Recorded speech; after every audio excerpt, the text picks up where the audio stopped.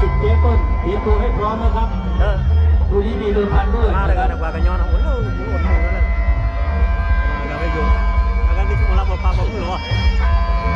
เพื่อผู้กำลังไหว้ครูพรมณีกับกองอู1,200 บาทนะครับว่าถ้าพูดเบลอเลยคนนี้จังหวะยกพูดต้องรอเลยว่าอย่างนั้นนะผมเราบอกมาดีกว่าว่าอะไรอย่างผมเลยตื้อบ่อยกพูดนั่นเลยผมก็อาการมันไม่สารโยกเลยมีสารโยกนื่นอันน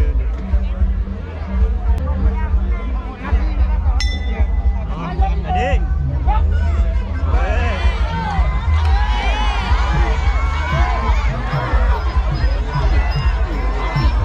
ของวันคู่ที่2ครับเอาแล้วด้านผู้ชมนะทีมที่เด็ดเตะ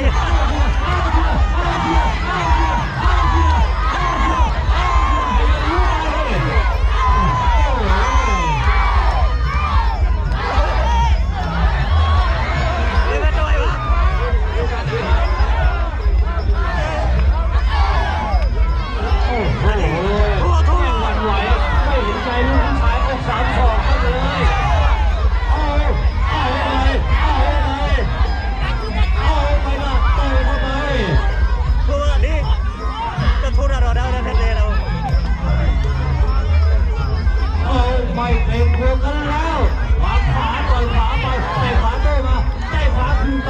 เตะขวาโต้มาเตะขวาไปเตะมาซ้ายเตะขวาไปเตะขวาแลกกันพี่ตึงไปวางแข้งขวาต่อยซ้ายแลกแข้งขวากันไปไปทีมละตัว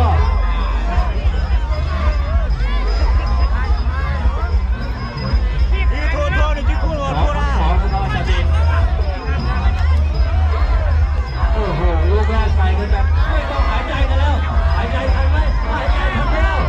หายใจทันเลยเอาละบอกใครจะใหญ่กว่ามันเอา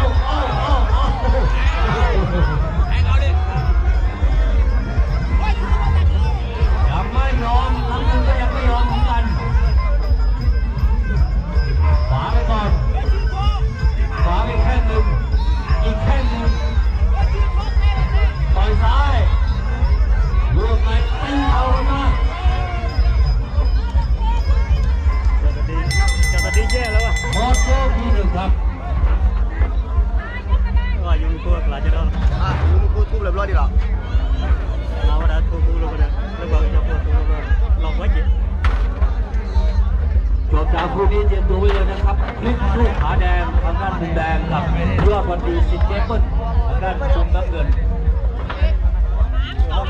คลิปกับยอดวันดีนี่อยู่คนละ1,000 บาทนะครับกูระหว่างกันยอพอกูบอกกันยอไม่ได้กันดูใครนะแต่ว่าคู่นี้น้ำยศกองคู่นี้ 2,000 ข้างละ 1,000 นะครับเข้าออก 2,000 บาทครับดูมาแล้วตอนนี้แต่นั้นเนี่ยถ้าอยู่ได้ยังไง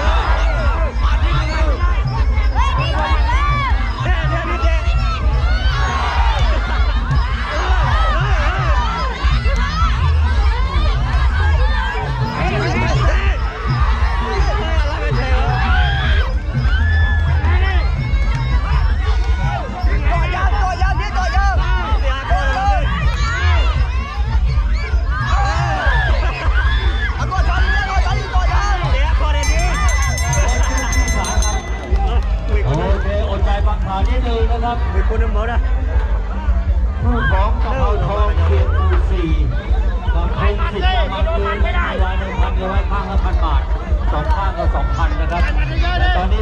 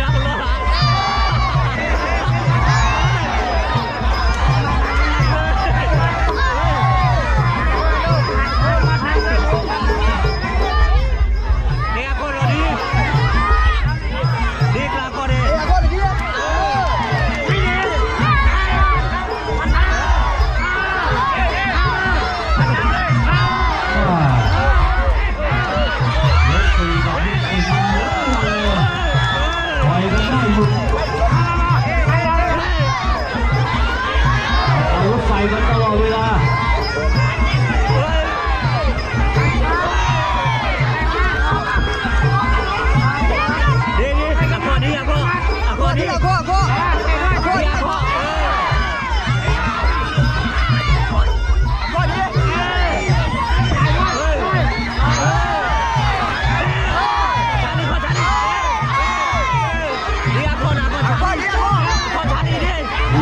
ที่สุด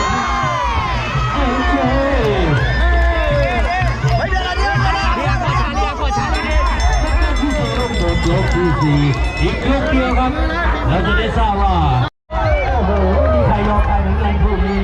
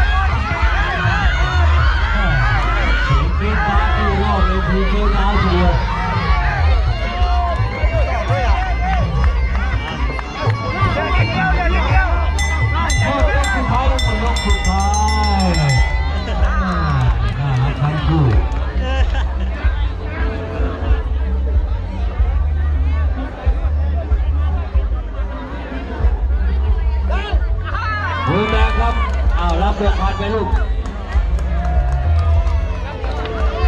รับเดือดพันไปเรียบร้อย